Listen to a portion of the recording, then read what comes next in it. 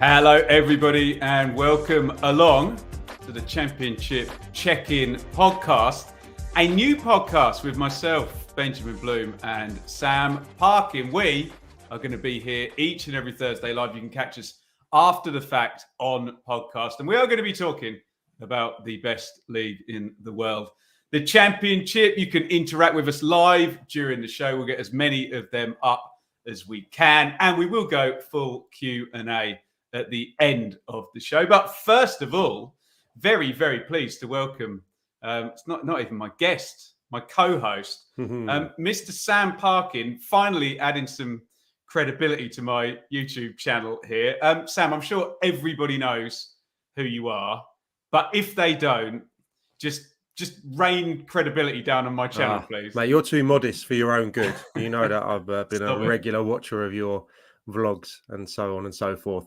I was very much a journeyman, I would say, at the end of the career. I think 13 clubs I racked up, north and south. But about 10 years in the EFL, I would say, from top to bottom.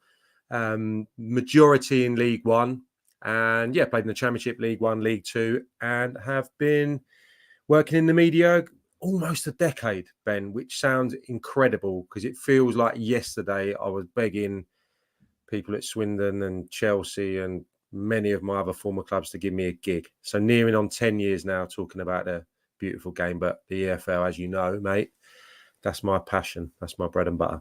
So just smarten people up, which current Championship clubs have you played for? Oh, I was going to say Luton now. I was going to dive straight in, which would have been wrong. Ipswich Town, your mob. Yeah. Millwall, I say. And that might be, is that? That could be that. Beans Luton got themselves promoted. I think it is, isn't it? Yeah, I think it's just Millwall and Luton. Apologies if Millwall and Ipswich. Apologies if I've left anyone out. But yeah. So what we're going to do, guys, because we're going to be a Thursday show, we're going to do kind of half and half. We'll have a little look back at the previous weekend. We'll have a little bit of a look ahead at the next weekend as well. We'll try and split it half and half. So let's start by looking back indeed. And Sam, I'm just going to bang through the results and then we will get Parkin's pick. What is he going to choose to talk about this week? So, EFL kicked off on Friday night last week. Sheffield Wednesday 1, Southampton 2. Then into the Saturday games, we had Blackburn 2, West Brom 1. Bristol City 1, Preston 1. Borough 0, Millwall 1. That's my surprise voice. Norwich 2, Hull 1. Late in the day there. Plymouth always win at home. Plymouth 3, Huddersfield 1. Stoke 4, Rotherham 1. And Swansea 1, Birmingham 1. Do I do my surprise voice here? Probably not. Watford 4, QPR 0. And then on Sunday, great exposure for the EFL. All of these on Sky. No Premier League games to take the eyeballs away. It was Leicester City 2, Coventry 1. I was there. In fact, Leeds 2, Cardiff 2. And then Ipswich making their glorious return. Sorry, it's supposed to be Championship podcast. Ipswich made their return to the Championship, winning 2-1. At Sunderland. Okay, so that little lot, we're going to go to Parkin's pick.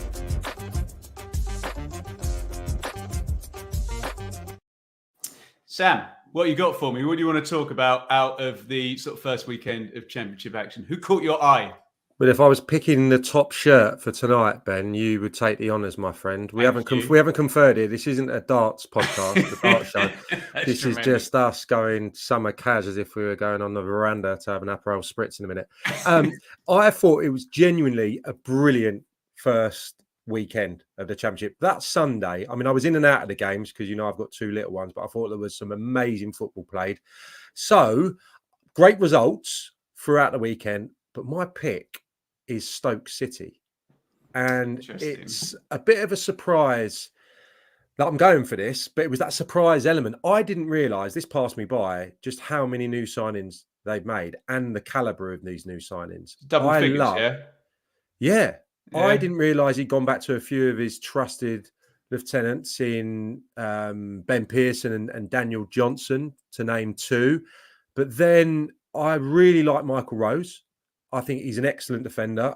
I know that he was highly regarded at Cov, but I think that's a really good signing. And then we just had this sprinkling of, on the day, gold dust, didn't we? In the forward positions, in the main, Vidigal, who I did a bit of digging on, hasn't scored double figures since 17-18, which was the second tier in Holland. But Alex Neil, quick to point towards his eye for a goal, I think. The out to in run. So playing as a winger, but thinking like a centre forward. And we saw that again in the week. He scored in the Carabao, didn't he, as well? He scored again against West Brom. So, yeah, I think you have to be balanced and say it was Rotherham, not to be disrespectful to them, because I think people have been disrespectful to Matty Taylor in the last few weeks because he kept them up by a distance. He's a talented young coach and they could be fine again. But yeah, it's not one of the big hitters that they've beaten, but I thought it was a very, very dominant display. And to back it up in the week as well, I wouldn't go as far to say I've had a few quid on Stoke the last few years, but they have broken my heart every year. And I cannot think of a side that's had the parachute payments and that has sunken out of the Premier League. But a team that's taken so long to get their identity back is what I'm talking about. I don't know where you place Stoke in the running this year, but there's just been such a dark cloud over that club. And I think the remnants of the Premier League years and the Premier League overspend has just taken so long. That bleeding has never been fixed, if that's a term. Well, Stoke have kind of become my argument for when you're debating parachute payments and that type of thing. Stoke have unwittingly kind of become the argument for it's an advantage, but you can't waste it for sure if you spend the money badly. Have you not got a bit of PTSD here for, like you said, I've been here before with Stoke. I thought, we all made them favourites under Rowett, didn't we, when they signed a ton of players? I thought Nathan Jones would do well. He didn't. I thought Michael O'Neill had it going in the right way. It's not my type of football, but that first season when he kind of took them up the table. And is there not just a bit of a part of you that thinks here we go again, or a little bit more substance this year? Yeah, you're talking as if it's the start of the season when I rub my hands together. Okay. Do you know what it is, Ben? It's like once a month during each and every season. I think, here we go. I remember last year, a few of the forward players clicked into gear for a couple of weeks, and then all of a sudden it just disintegrates into heavy defeat, or they drop off a cliff. So listen, I don't know. I just like the look of this squad. I think they've done some clever business. McNally as well, I think is a good player. He played in the week. I thought he might go to run the parachute team, Sam. Yeah. And Wesley, a bit of a forgotten man in the West Midlands. I know we're up in the Potteries now, but he had a hand in the first goal on Tuesday. So there's a bit of depth there. I always thought that the kind of guys that would come to the fore and maybe turn around Stoke's fortune would be Campbell and Suter. It's not going to be Suter anymore, but potentially Campbell still could. Just while you're saying that, Sam, it's not going to be Jacob Brown either. Does that weaken them? He's gone to Luton today, so does that he scored in the first weekend, or do you think they'd already kind of priced that in to the players that were coming in? Yeah, quite possibly, because there seems to be a lot of ammunition in the wide positions. I think going back to what you said about Michael O'Neill and Nathan Jones, the Nathan Jones thing was a bit of a car crash, wasn't it? I think Michael O'Neill is not as good a coach as what they've got now.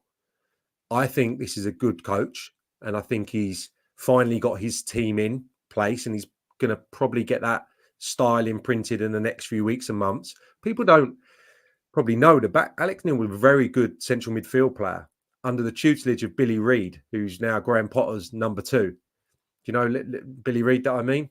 No, you're going way over my head, but this is why we got you on. This was at Hamilton in Scotland, and he played holding midfield, and one of those guys who dictated proceedings, talked all the players for every pass. He had James MacArthur and James McCarthy in that side, who obviously came down to the Premier League and did wonderfully well. But I think Alex Neil's a very clever operator, is what I'm getting at, and someone who's tactical now probably goes under the radar a little bit. So yeah, I think it's a good fit. I'm not saying it's going to be playoffs, but I think that this could be the year that they start to gather some momentum. And I've been, I just thought it was the biggest surprise factor from the first week. There were some great results, but I just thought Stoke to tick off 2 victories and in the style that they did. Yeah, fair play to them. There you go. Our first Parkin's pick then is Stoke City. We are going to get into some predictions, and spoiler alert, we will be talking about Stoke again a little bit later. But what we want you to do in the comments right now, we're about to talk about our favourite goals. So remember, you don't have to vote for a player that plays for the team you support. It is okay to acknowledge the other 23 clubs, but we want to hear, what do you think the best goal of the weekend was? Because it is time for Worldie of the Week.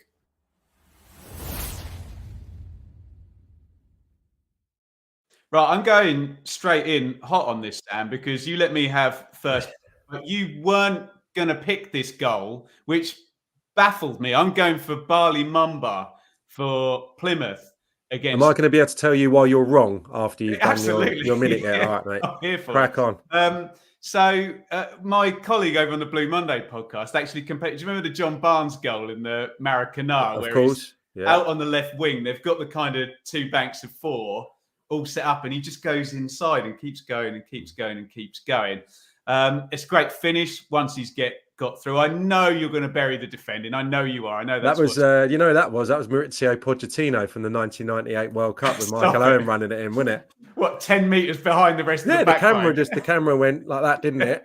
Owen's there's another defender there. What is he doing? Literally having a swig out the goalkeeper's bottle. But seriously, Sam, all joking aside, it's 1-1. There's about 20 minutes to go as well. It's a Warnock team. You know they can go nick a goal and beat you. Vital time to score as well. I just thought it was an absolutely brilliant goal. Let me just quickly have a look at the comments and see what else other people are saying. There we go. Alistair knows what he's talking about. Barley Mumbo. Ginley in the cup doesn't count, Lewis, but that was one hell of a strike, wasn't it? Essay, already thinking about Barley Mumba. Plymouth lad, forgotten his name. Hoover or Barley Mumba? Here we go. There's someone who knows what they're on about. He's just popped up. Okay, Armstrong's steal for Teller's effort. Kieran Dewsbury Hall, I'm assuming we're thinking the second one. Gave me flashbacks of Alan Hutton. Okay, yeah. Alan Hutton, the Scottish Cafu. Let's click.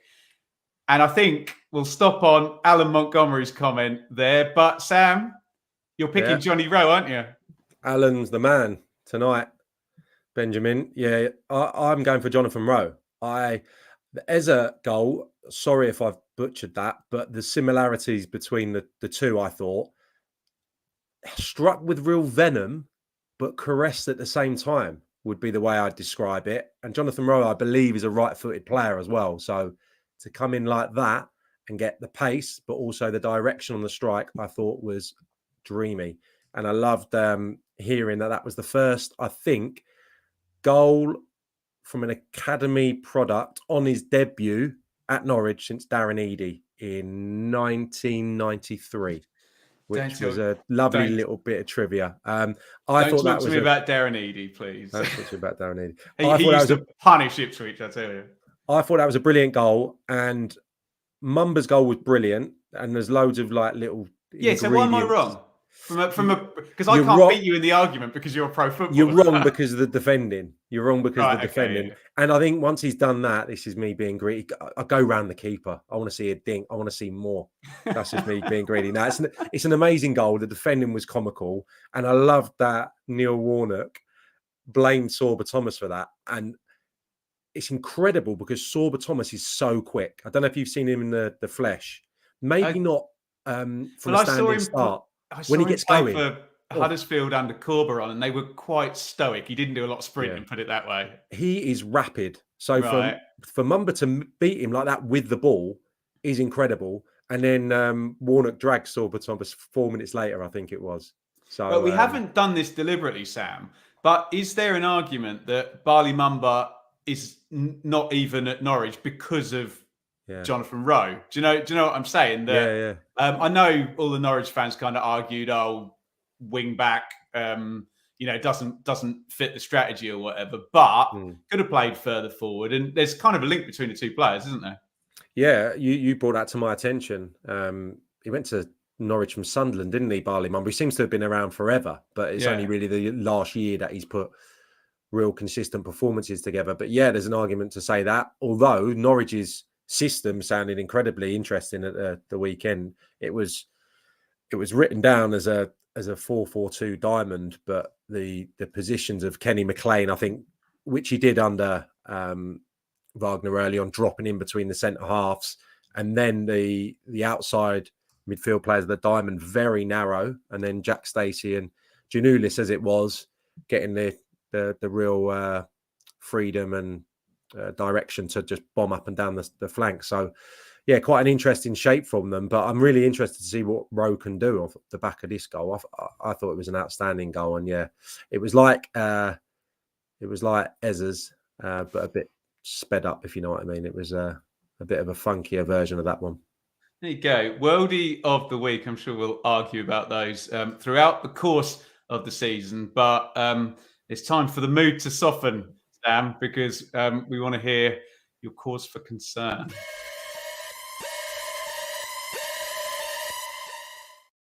Right, most weeks we're each going to pick one here, but this week we obviously have picked the same one. And can I out you as a young man, as a boyhood QPR fan?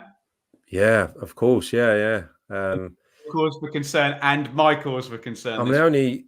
What are you thinking? Yeah, I'm the only QPR supporting youth who's got a Chelsea allegiance now as well. It's quite a strange development in my life, but yeah, I spent a long time at Chelsea as well, so I'm a little bit messed up in that regard. Yeah, I'm really worried. I think it's the first thing to say. I think everyone kind of anticipated it being a heavy defeat off the back of that Oxford defeat in pre-season, and those supporters weren't let down, were they? I think there's a lot going on here. I think there's been a huge cut to the budget over the last few years. I think that Eze money has probably helped QPR from spiraling into real difficulty. But before now, it seems to all point towards that overspend when they tried to get promoted, bringing in Johansson, Charlie Austin, Sam Field, I think, was amongst that group of players as well who came in. So it's really problematic in terms of the budget, because we've seen the type of players they're going after. I'm saying this on the night after they brought in Steve Cook, who... Yeah, that's a good signing, isn't it? I'll give 2 years ago. 2 years ago. You think? Do they not need Sam? Do they not need that type of personality? I think he's a brilliant leader. Yeah. Whenever I've spoken to him, actually, you can't not be impressed by him. Very honest, gives you good stuff as well. Not someone to give you all the cliches. Good character, so he will help no end. Yeah, but I'm thinking back to that. What was it? The Nottingham Forest promotion. So yeah, a year he hasn't featured too heavily, but I hope he can have a positive impact. And that's the area of the pitch, obviously, Ben, where it's a mess at the moment. He played Joe Gubbins at the weekend, a 22-year-old who's not ready, or maybe not of the caliber required. We saw that at Watford. Jimmy Dunn's obviously injured. Jake Clark-Salter's not available. So I have sympathy for Gareth Ainsworth in terms of the team that he can put out at the moment, but it's a League One team with the quality. And my criticism of Gareth Ainsworth was when he was getting the job, and still is now, Ben. I've never been a manager, but I would imagine one of the commodities you need as a manager is flexibility and be able to adapt. And we're not seeing any of that from Gareth Ainsworth. And I thought him going to... What do you mean, Sam? What would that look like? I think it looked like possibly staying up by any means necessary. I'll give him that last season. But then when you have an opportunity to build over the summer, you've got to say, this is a step up from Wickham. Possibly we're not going to get the support from the fans, and we're not going to get the best out of our better players if we're playing so back to front. And I think given that he's had a pre-season and opportunity to sign players, you've got to be looking at the bigger picture and thinking that performances, I think right now at this stage of the season are almost surpass the importance of results. And I know that sounds crazy, but the QPR fans are just looking for something to grab hold of, whether that be a performance of a valiant defeat, a young player crying out for it. Where are the young players coming out of the academy? They can't Well, even can I they just can't pop even this cling one on to up? someone there, Ben. Opinion on Sinclair Armstrong. That's someone who's come through, isn't it? The striker. Yeah, I mean, I like him, but he's nowhere near ready, in my opinion. I was at a few of the games to lead the line week in, week out. I was at a few of the games early part of last season, and he was the one that was coming on and impacting things. And I like his endeavour and I like his attitude. He needed the goal last year. He passed up quite a few opportunities when he was given time in the first team, and I was praying that he was going to get up and running. But their fans really responded to his performance at the weekend. He came on, and they overlooked Taylor Richards and Chris Willock again. So Yeah. I'm Can not I saying just Richard dive should be in? in the side. Yeah, go on. Isaac is asking, what's up with Willock, almost the best player in the division last year? I'd actually, there were times where we looked at QPR and thought if Cher and Willock were both in, they were going to beat a lot of people they came across. How can a player drop off like that? Yeah, I thought for 2 months, I probably wouldn't give him more than that. I think he got injured anyway. I think he was the best player in the Championship. I did for a spell, and I think the statistics probably back that up. So I don't know, is my honest answer, why his form has fallen off a cliff. His fitness hasn't been good. We know he's been carrying 1 or 2 injuries, but I think it's probably attitude. Something's possibly happened as well. But I spoke to a good friend of mine, Johnny Jackson, a few weeks ago, who had just faced them in pre-season, and he said for 20 minutes or half an hour, whatever it was, during a spell in the game, those two were poetry again. So they can get that. I think if the ball's going from back to front into Lyndon Dykes, the next phase of play becomes a fight. It becomes a knockdown. And Ilias Chair and Chris Willock aren't going to do their best work trying to get the ball off a defensive midfielder or trying to get, picking up scraps. They're going to do their best work if the ball can be played into them and those two can play 1-2s and be free-spirited as they were last season under Mick Bill. I've gone on a while there, mate, and I've got about 27 more bullet points. What's going on from your perspective? Well, let me just quickly say a big thank you to David in the chat there, €5 on the super sticker. Thank you ever so much, David. I think I'm a little softer on Ainsworth than you are because I always have my 4 ticks. I have owners relegate clubs, chaos relegates clubs, size relegates clubs, and bad luck relegates clubs. And I've definitely got owners and I've definitely got chaos there. And I have spoken to QPR fans who, kind of very self-aware ones that do actually argue about the size as well. They say, in terms of the attendances they draw and the inability to compete with other clubs in the London area. And obviously Brentford, and Fulham absolutely killing it nearby. That would be a worry if Brentwood are above us in the food chain, wouldn't it? Stop it. Hey? They'll all have Sugar Hut. They'll always have Sugar Hut, wouldn't they, from the Anyways Essex? But they can't. I don't want us to start beating QPR. Yeah. Enough about your TV habits, Sam. No, I just think when you go, look, anytime you see 3 managers in a season for a club, it's, things are bad. And then you see director of football go out or whatever Ferdinand's title was and Tony Fernandez disappearing and you've got the other side. So I'm a little softer on Ainsworth than you are, but I do agree that some of the stuff we were watching last season, it deteriorated very quickly, didn't he? Let me just, last thing on QPR before we move on, Sam. We've got them as cause for concern. What do you need to see? And don't tie this up with their game against Ipswich on the 19th, but what do you need to see that would take them out of the cause for concern or make you think they were headed in the right direction? Playing on the front foot, which is a cliche, but going to try and win games. I thought they rolled over for Watford and had their tummies tickled. So you got to have a strategy. Go and get in an opponent's face if the game plan is to go and pressurise from the outset. I'm saying that about tactics. The personnel is going to be better in a week or two, surely. I'm in my mind here, while we've been chatting, I'm questioning why are they getting in the likes of Steve Cook and Jack Colback now, who aren't going to come cheap, I would suggest, in terms of wages, when you consider where they've been. What have they been doing for the rest of the summer? which means that one of the only signings has been Paul Smith from Leyton Orient, who QPR had 2 years ago. That I can't get my head around that. So if they're shopping in the bargain buckets to a degree, which is what we've been led to believe, bargain bucket KFC.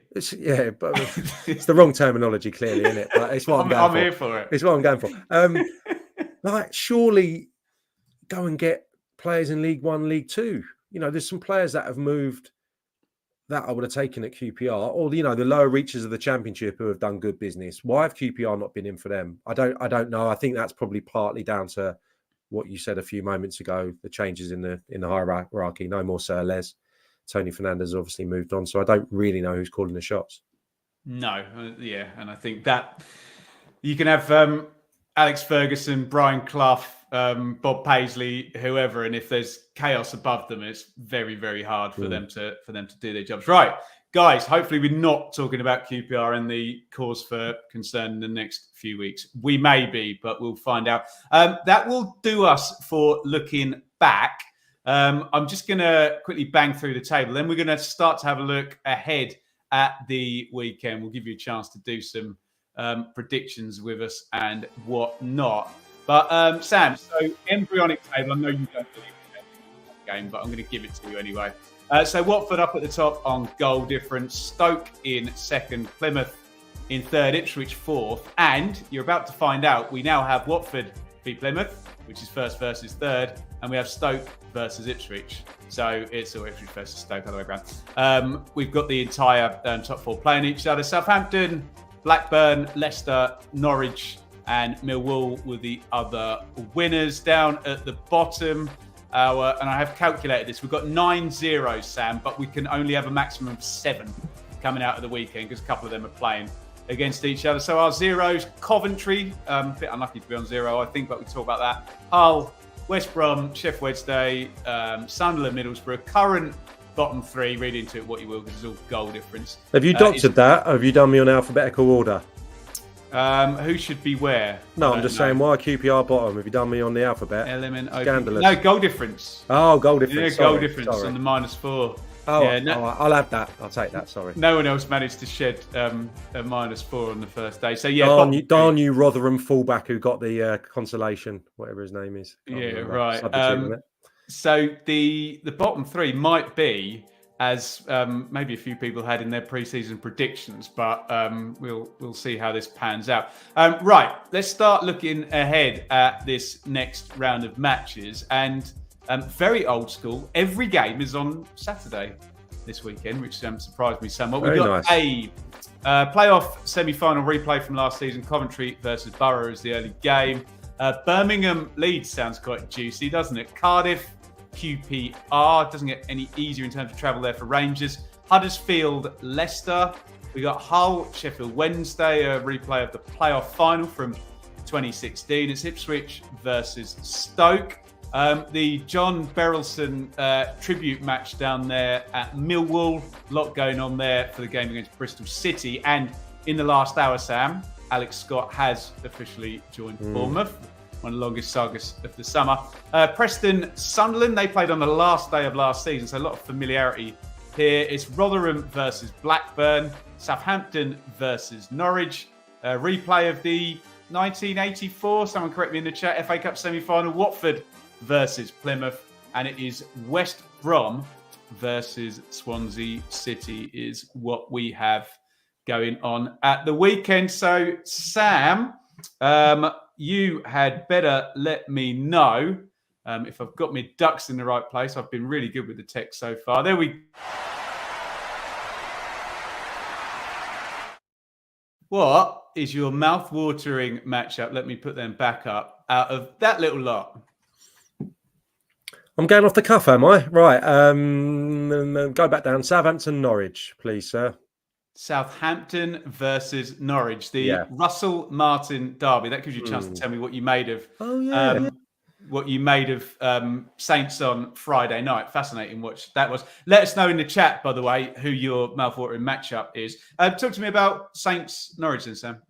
Something lovely about these these Friday nights, isn't there? That kick off the Championship season. It's great to have all eyes on that division, isn't it? Yeah, after what we saw from Burnley at Huddersfield a year or so ago, I thought Southampton were brilliant. I wanted to talk about the system more than anything, which was fascinating. We've seen Russell Martin obviously previously at Swansea, but this was, total domination, really, wasn't it, of the ball?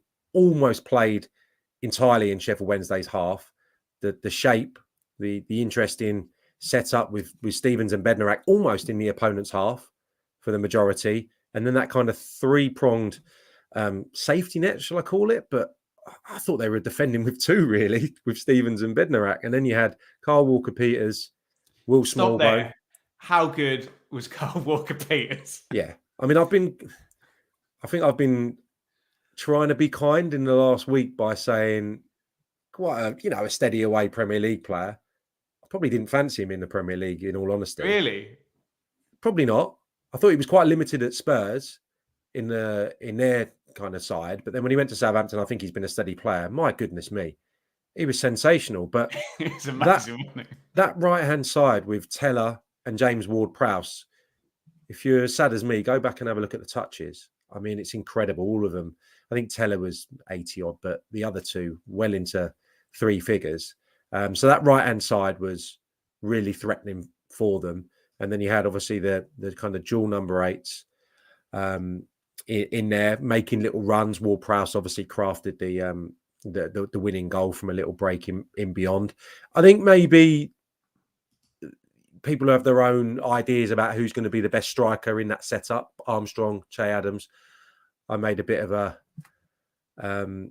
move for Joel Pirro the other day. Well, I thought that would be someone who knows Russell Martin's play team. Number 10 as well and come and join in with his back to goal and let those wide players run past him, can't he? Yeah, we'll come on to Leicester, where I thought there were a little bit of teething problems in their attack in a few minutes. But yeah, the jury's out a little bit who's going to be the best player there, because you have the pace and you have the directness of the wide guys. So I'm not sure you need the amazing mobility. The link-up's probably more imperative in that front row. Right. But I think it's a brilliant looking match. I think Norwich have gone under the radar a little bit.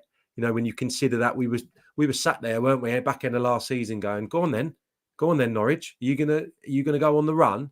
I stunk it out a bit at the end of last season. Yeah, I didn't realise just how long the wait for a goal has been going on at I've forgotten the name of Norwich's ground. Carrow Road. Yeah, Carrow Road. So, yeah, they've been stinking the gaff out, certainly at home. But, Norwich will be optimistic after, that opening victory. And that should be a great game. But likely to see maybe the final appearance from James Ward-Prowse. What do you reckon? I don't think we'll see him. No, I'd imagine he'll be wrapped up in cotton wool and they'll be talking telephone numbers already, won't they? So I'd imagine... we might already have seen the final kind of appearance. How do you see that going tactically then? Do you think Norwich are just going to kind of sit compact and just try and speed out and find those huge gaps? Because you pointed out, very narrow Southampton, aren't they, in that strategy? Yeah, they've got, I would say, decent mobility in terms of the fullbacks can cover the ground. They should be able to get back and cover. That's part of the thought plan, you would think, why they play so high. But I think Norwich have signed well in the summer. They've added that core championship experience, haven't they, in Barnes, Duffy, Stacey, which is an interesting tact when you consider where they have been the last few years. So I'm fascinated to see how they go. But yeah, maybe in transition, they'll feel they can hurt them. I think you just need to be more aggressive from the outset. And Sheffield Wednesday, even with passive, wasn't it? Even I thought, when you look at the profile of their defensive players, there's good legs there. They're quick. They don't need to be on the edge of their own box. I thought they could have got after Southampton. They did in the opening minute or two. And then for whatever reason, maybe it was because Barry Bannon was sitting in as the number 10 and they didn't have that kind of press to back up Lee Gregory. But Norwich have got to do that, because we watched it so many times last year. Yes, Swansea are going to be creative and making nice passages of play. But Yeah, I'm going back to last year. Go on, sorry. They turned the ball over, don't they? They turned the ball over, and that was always the criticism of Russell Martin. So that will continue to be a criticism, and just lacking that forward pass. Get it into the box, make better chances, in essence, and that's probably the icing on the cake that the Southampton fans will be looking for, to just make a little bit more of their domination of the ball.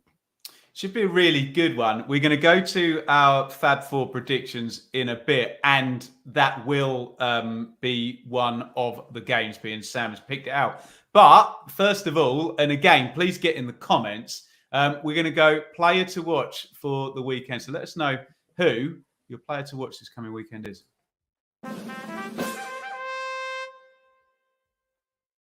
I thought I'd done well with all the stings, Sam, but that one is a little bit ridiculous. Let us know your player to watch. I'm going to go first on this one, Sam. And you were with TalkSport last night.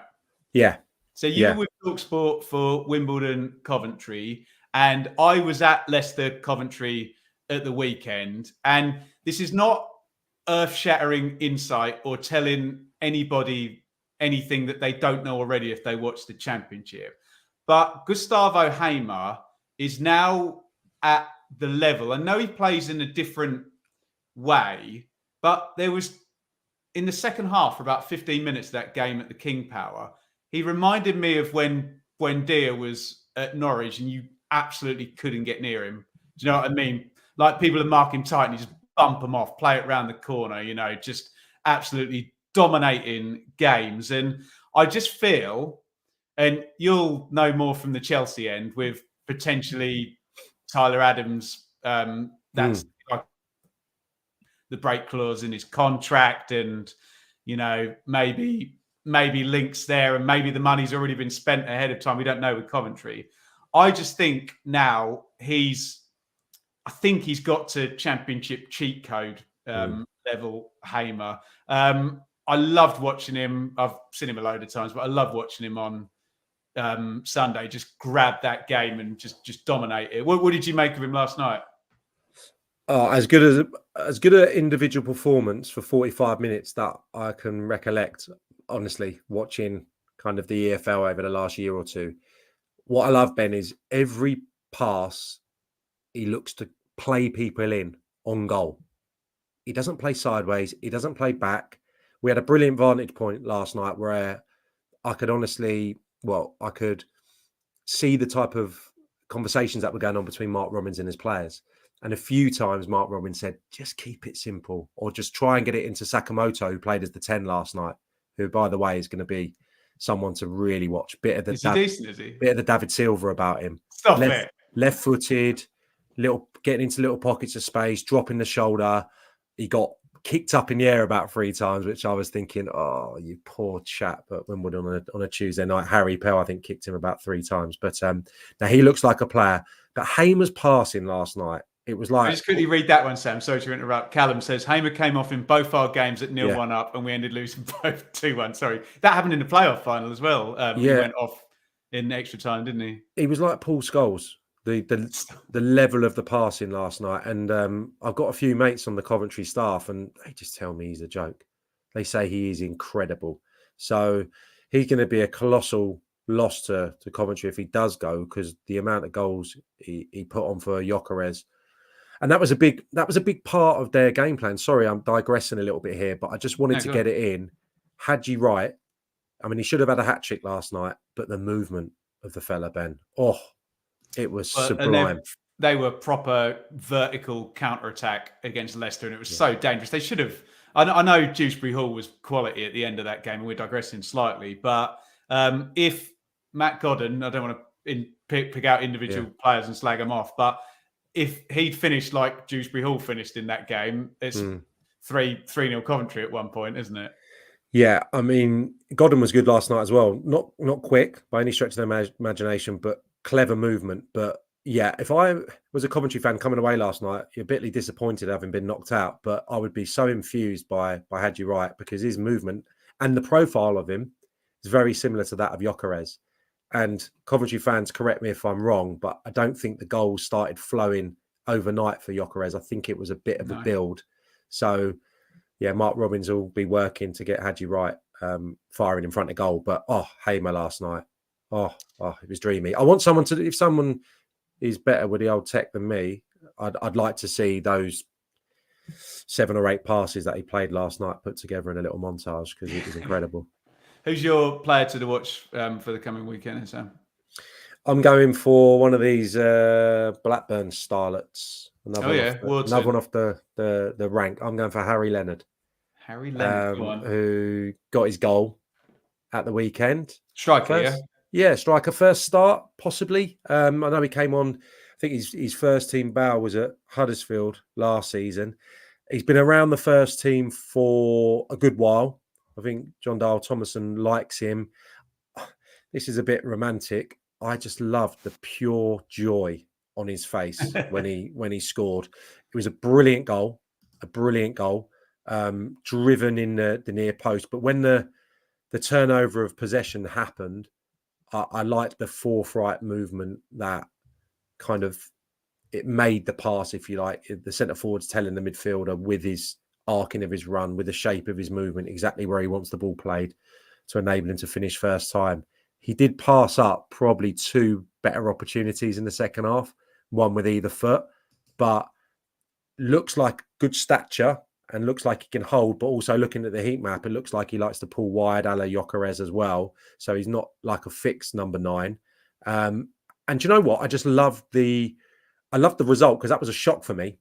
Blackburn beating West Brom. They beat Walsall, didn't they, in the week as well.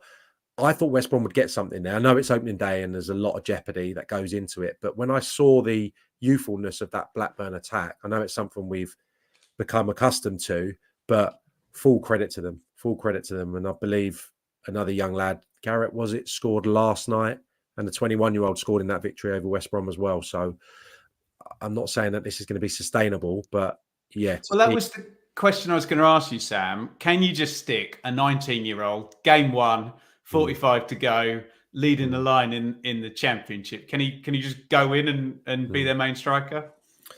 We saw it from Conway last year, didn't we, at Bristol City? Yeah, I guess. Who had I don't know, can you call it an Indian summer? If it's, you probably can, can't you? But he had a amazing start to the season in the summer last year. That's why I was thought I was messing up my metaphors there or whatever. But he was brilliant. So I don't know. It's a show of faith. They haven't got an abundance in that position over there. I suppose Gallagher could play down the front. Ennis they've brought in.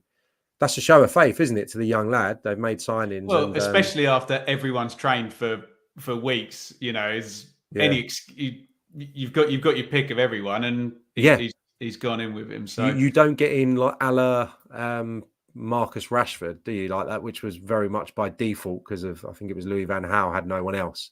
Right. You know, if this young lad's been watched throughout the pre-season campaign, then he must have been right at it. So yeah, he's my guy to watch this weekend. There we go. So one blindingly obvious one and one less obvious one. Right. Get your thinking caps on in the comments. We're going to some predictions.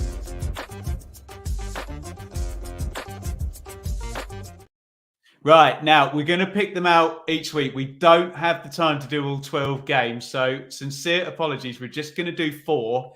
So get down there in the comments with your score lines, please. And we'll go with Sam's mouthwatering matchup first. So get your predictions in. If you can write the teams in the comments as well, so I know which game you're talking about once we get into the weeds a bit. Southampton versus Norwich. You want to go first, Sam, or shall I? Go on, mate. I feel like I've spoken enough already. We're only 44 minutes in. So give me a tactical critique. I think you've got to make Southampton favourites. I do agree with you that Ward-Prowse might not be there. I think they're going to be more powerful at home than away from home. I think Norwich will take them close. Did Norwich score in this game? I'm not sure they do. So if they take them close and they don't score and Southampton win, I think I've talked myself into 1-0 Southampton. Get your predictions in the comments. And the number everyone cares about will go for 72% on the possession to Southampton. If that comes in, someone clip this out. What do you reckon then, Sam? I'll go 1-0 Saints. I think this is going to be exactly what it would have been in 1995 Premier League era. I think this is going to be really attacking, nice on the eye, really two good teams that people are going to enjoy watching. I think it'll be 2 each. I think we're going to see, a little bit of what I described earlier. Maybe, some of those weaknesses that Russell Martin's sides have had previously at MK Dons and Swansea may come to the fore against an attacking outfit in Norwich, who I fancy to be, good going that way this season. Game to finish at 5:19. I like that prediction as well. We may or not get into that before the hour is. Right, moving on, guys. Birmingham versus Leeds. Now, this was 5-4 once. I think not the last time they played, probably, but maybe two times ago. How are you looking on this one, Sam? Birmingham Leeds. Well, I like Leeds. I thought in attack, I thought that it was a bit like Sunderland, wasn't it? With bigger names, the real diminutive forward line, great rotation. Dan James and Nonto, Sinistera, Somerville. I mean, it was great, wasn't it? He'd love to have a focal point, I'm sure, or someone who's more adept at playing with his back to goal. But I thought it was really exciting. I thought Archie Gray, thought it was a bit obvious to go for him as the player to watch, because I mean I've probably told you my Matt Grimes story too many a times, Ben, for good measure. The best debut of all time. I thought Archie Gray was going to push him close at the weekend. That was a great 45 minutes. He faded a bit. But no, I enjoyed watching Leeds. I think they'll score. I think that, to contradict myself, that Birmingham have definitely improved defensively.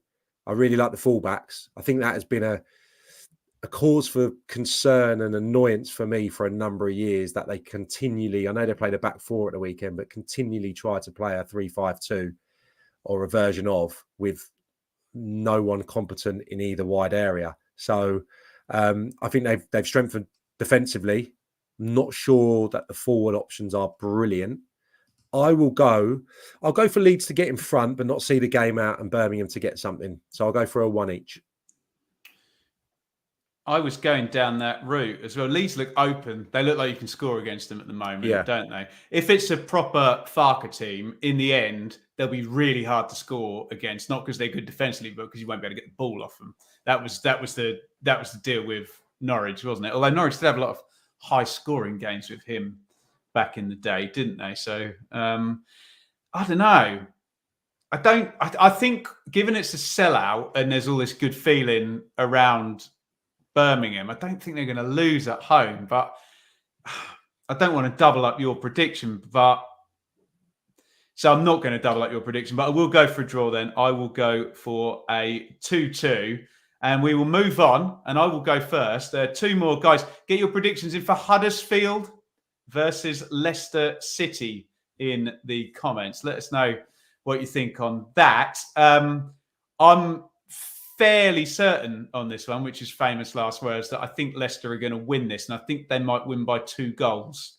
Sam, I wasn't blown away by them in the flesh, but I can see whereby if they develop where it's going to go, and you know what it's like with the parachute teams, they just had the star quality to win the game, didn't they, at the weekend? I think Huddersfield will score. I think Warnock will enjoy playing against them, but I will go 3-1 Leicester. Huddersfield 1, Leicester 3. Get your predictions in the comments. What do you think, Sam?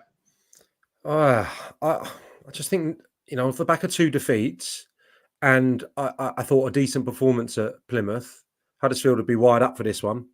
I am worried about their squad. I'm worried about their striking options. When you look at the type of return, Ward and Thomas and Karoma, whoever's left there, got last season. So it's not been the ideal start to the season.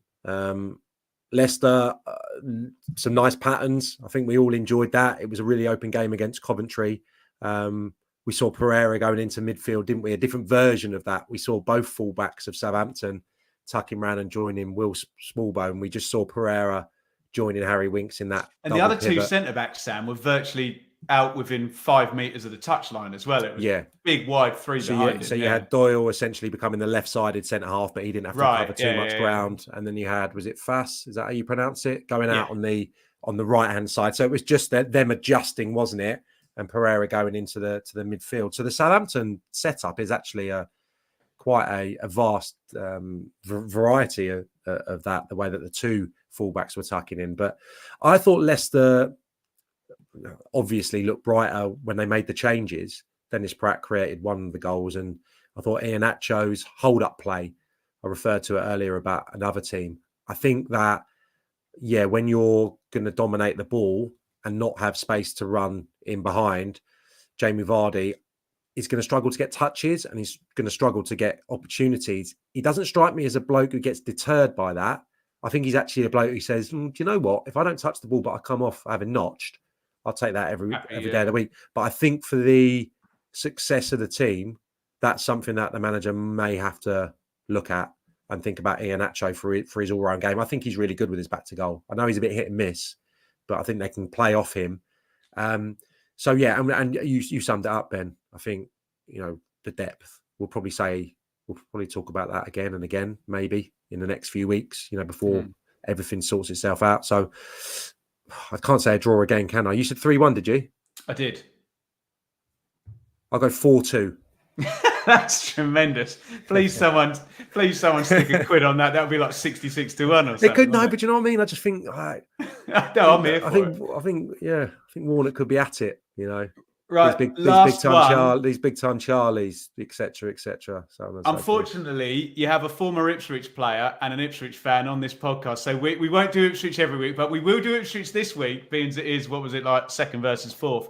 So, Sam, you lead off. Ipswich versus Stoke, who were Parkin's pick this week as well. Yeah, my mob, Stoke. Sorry, Guy, in the comments, Ipswich, Stoke, get your predictions in. My mob, Stoke City. Yeah, I've always wanted to try an oatcake. Have you had one of them, Ben? I've not, no. No. They sold. Well, I've seen them at Port Vale in the kiosks inside the ground. I think they're a variety of a pancake. Get that in the comments if anyone can tell me what an oatcake is. Someone will. Yeah, I'm not really going to turn into a Stoke fan. Well, I was impressed with Ipswich. I think was it nice for you as an Ipswich fan to get a real battling 3 points on the opening day, because we heart attack stuff, was it? God, yeah. Yeah, well, they were dodgy for 20 minutes, weren't they? And then pretty great for an hour, and then seemed to crumble once Sunderland went down to 10 men, which was good fun. But that wasn't. No, it's all there though, isn't it? I love the way that you read an Ipswich match report, or you scour the internet to see what the shape was and who played where. And nobody knows if it's a 3-4-3 or a 4-2-3-1 even now. And they've been playing this setup for as long as Kieran McKenna's been there. So they'll cause problems for teams with their tactical setup. I think Broadhead was really good. I love the second goal. Very similar to that of Leonard's, actually, the movement from Hurst. That's really bright forward play. And I've seen him, and he's got all the characteristics to be a top striker, I think, Hurst. And it's really important for him to get that first goal. I think there's a few young lads who got their first goal, or Adam Eder getting a goal for Norwich as well. These type of things could be catalysts. So I think Hurst scoring on the opening day, vitally important for him. I digress. Ipswich up against the entertainers. I am already thinking that this is going to be the end of Stoke already. I'll go 1-0 Ipswich. Oh dear! Not the end of Stoke. I think it's going to be a gallant defeat. Gallant defeat. 1-0 Ipswich. Oh God! I mean, by the way, the Blue Monday podcast follows us at 8:00. So check that out in a bit, where you'll get some more predictions, I guess. I can't predict Ipswich to win and go on to 6 points, but I think they'll get something, Sam. So I'll go for a 1-1 draw. Do let us know as we go. Make sure we represent everybody's team in the predictions. Right, Sam, we got to rattle on through these last couple of segments if we want the people to answer or ask some questions. But we're going to try and get Sam, if we can, to pick out whose head's gone in his meltdown of the week. What was your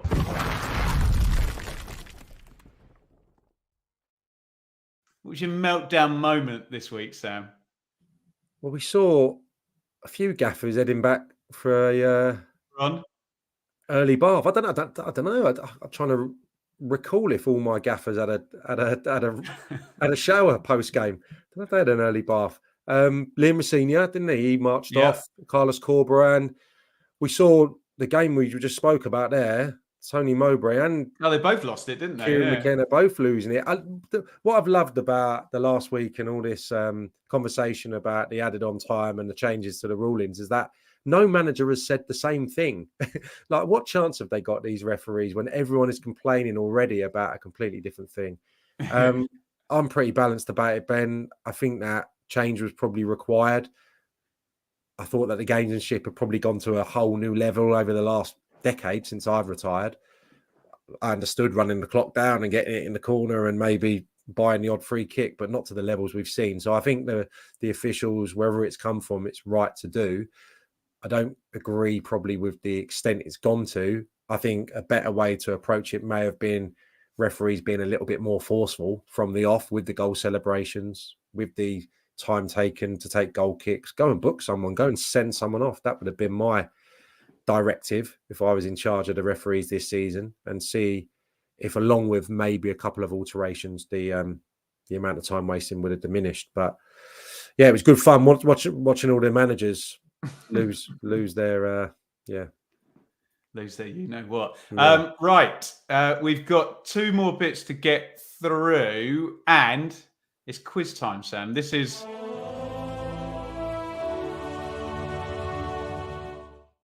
the week that was. Now, the idea here is that me and Sam are going to come up with one question for each other, although we may take a volunteer to individually email us questions for each other if this doesn't work out. So, are you ready for my question for this first week, Sam?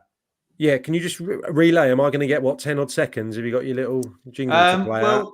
I'm sure people will put the answer in the comments, so right. it'll all pop up and you'll cheat then. So no, just answer as quickly as you can. So right, Sam, there were 37 goals this round in the Championship. Okay. How many of those goals were scored by debutants? So playing their first game for the club. And I'll tell you now, Will Keane was not making his debut for Preston because he played for them before. Neither was Keanu Hoover because he was on loan last season as well. So how many of the 37 goals were scored by debutants this past round? Have a guess in the comments if you think you can get it. It's a hell of a question. Thanks, man. Are you giving me a little window, or? I'm going to need an answer. We'll get some. I'll give you. I honestly haven't got the results in front of me. I'll go 5. 5. We've got a 6. We've got a 4, an 8, a none, an 8. There's lots of answers. Do you know what? I'm not seeing the right answer. Liam Delap was on debut for Hull. Yeah. Andre Vidigal scored 2 goals on debut for Stoke. Yeah. Sariki Dembele was on debut for Birmingham in the same game. So was Jerry Yates for Swansea. And Cardiff had 2 debut goals. Josh Bowler and Ike Ugbo. And nobody has said 7 at all. So the answer was 7. What you got for me, Sam? Very nice, mate. I think there are 2 players sitting on 2 goals. The aforementioned Vidigal and Dewsbury Hall. Right. Who is the only young man to be sitting with 2 assists to his name after Championship opening weekend? I know this. It's Ben Wilmot, isn't it? Goes 1-0 down in the opening game. Well done, mate. From the terrific set plays.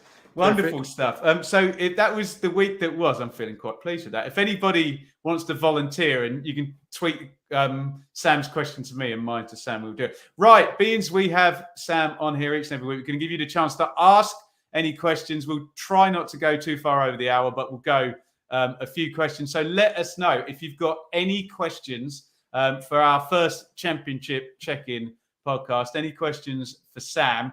Get them into the comments right now. I'll do a bit of housekeeping while we wait for any questions to indeed come in. So the idea is this is going to be a podcast as well. So look, even if you're watching us right here and now on YouTube, go and download the podcast as well to get us up the rankings and whatnot. And we will be here, hopefully, unless Sam's commentating on something, but we can pre-record. But the plan is to be here each and every Thursday. Right, get your questions in. We'll go to some Q&A.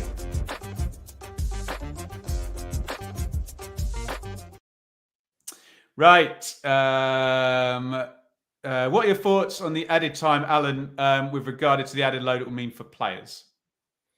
I think the early statistical data is out, and or people are suggesting that the players are running more. So I think the manager's going to have to box clever. It's going to mean that, players that can't normally come on and impact the game for 10, 15 minutes, you're going to have to start bringing them on a couple of minutes before full time, in essence. So I'm not saying that's a negative or a positive, but I just think that managers' jobs are changing and they're going to have to box a little clever. And yeah, I don't think there was the necessity for the players to be working anymore. Even if you're out there and the ball is not in play, you're still in tune to what's going on. You're still getting into your shape. The mental fatigue is there as well. So listen, I might have been different to some of my peers. Sam, look how you mentioned it. Look how Ipswich lost their heads for that stoppage time. And we're talking about, and I know that Southampton may be a completely different entity to everyone else because of the style, but they played for 69 minutes ball in play. So, the ball's going to be in play longer anyway, in any case. So I think it is a little bit of an issue, and it's probably going to mean that the sports scientists and people like that are going to have even more of an input into who needs rest days, who needs more work, who needs fine tuning. But in the main, I think it's probably just going to be problematic for the referees. And my gut feeling, it will probably scale down in the next few weeks, and we'll see something a little bit closer to normality with players not taking the Michael, kicking the ball away, because that's the message essentially, isn't it? And the middle, haven't they? And we're all for that, aren't we? If it's going to better the product, we're all for that. West Yorkshire gamer, enjoy the roasting weather. I did, and in pure rock and roll fashion, I put 2 loads of washing out online. Right, one word answer, Sam. Will Hamer still be at Coventry on September 2nd? No, afraid not. I'm going with no as well. That one, that's an interesting one. John, who will be the first parachute team to sack their manager? So you can include Watford, Norwich, along with Leicester. Oh, you can't include Watford. That'd be ridiculous. Yeah, the Year 2 parachute team, with Leeds, Leicester, Southampton. Someone will, won't they? Odds are. Only giving me Watford, Norwich, and the aforementioned 3, yeah? Yeah. There's a hard question, isn't it? I'm going to take Watford out of it because it is Watford, isn't it? So after Watford, I'll go Leeds. I like Daniel Farker. I think the squad's good. I don't think there's loads wrong, but maybe a different challenge.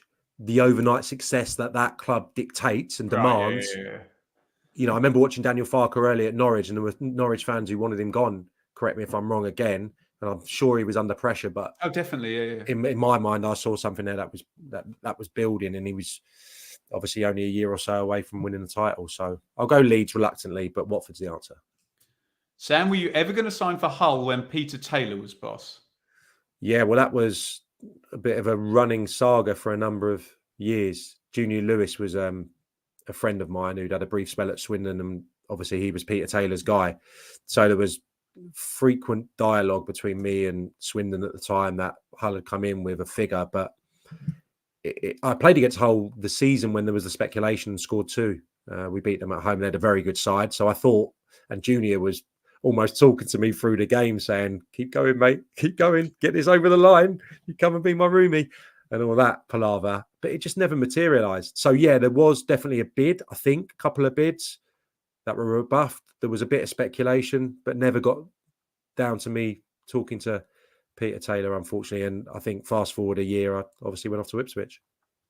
You can do a higher or lower on this one, Sam. How many points to make the playoffs? So it was low last year, wasn't it? It got dragged down because Burnley took points off everybody, which kind of reduces the totals going down. And then we had that big bum fight. And I think it was 69. So I was going to say around 70. Higher.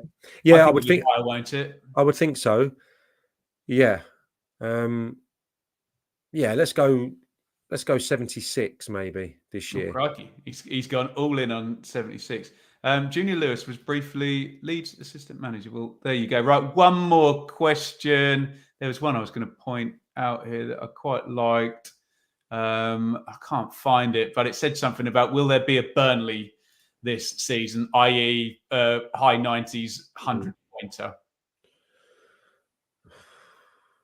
I don't know why not, but my gut says no. Gut says no. Just because there's so many unknowns. Daniel Farke, when you look at on the face of it with those 3 parachute sides, would be the one, because he's had Norwich promoted twice. But then I probably fancy now, having seen them all, for Leicester to get into their groove and Southampton be really strong, and maybe this absolutely be the making of Russell Martin. So right now we're sitting here after one game, which is mental to make predictions. But, I'd probably have those 2 above Leeds currently, if that makes any type of sense. So I don't know. There's too many unknowns, I think, with Maresca and whether Russell Martin is the real deal. Brilliant stuff. There we go, guys. We got to the end. That is our first ever Championship check-in podcast. Let us know what you thought. You can tweet me and you can tweet Sam. Stick the comments in underneath the videos. And if you are a podcast listener, go and download it, whether you're going to listen to it or not, and just help us get a little bit of traction with this new venture of ours. We're going to be here each and every Thursday, so do come and join us. Well, that's to the people. See, look, I'm asking the people who are watching live to listen on podcast, and I'm asking the people who are going to listen on podcast to come and watch live. Just do both. Let us know what you think. Sam, where can people find you on Twitter? Sammy Parkin _. At Sammy Parkin. At Sammy Parkin _ My social media content is not the best, but I'm trying. I'm going to do little videos actually at all the live games I'm at. I'm in for a few the next month. Certainly got a few miles to hit up in the motor. So yeah, I'm going to try and do some little videos, a bit of analysis at games, and yeah, give me a follow. Amazing stuff. Sam, thanks so much for coming on. We look forward to hearing your feedback, and we'll see you all next Thursday for episode 2 of the Championship Check. Cheers.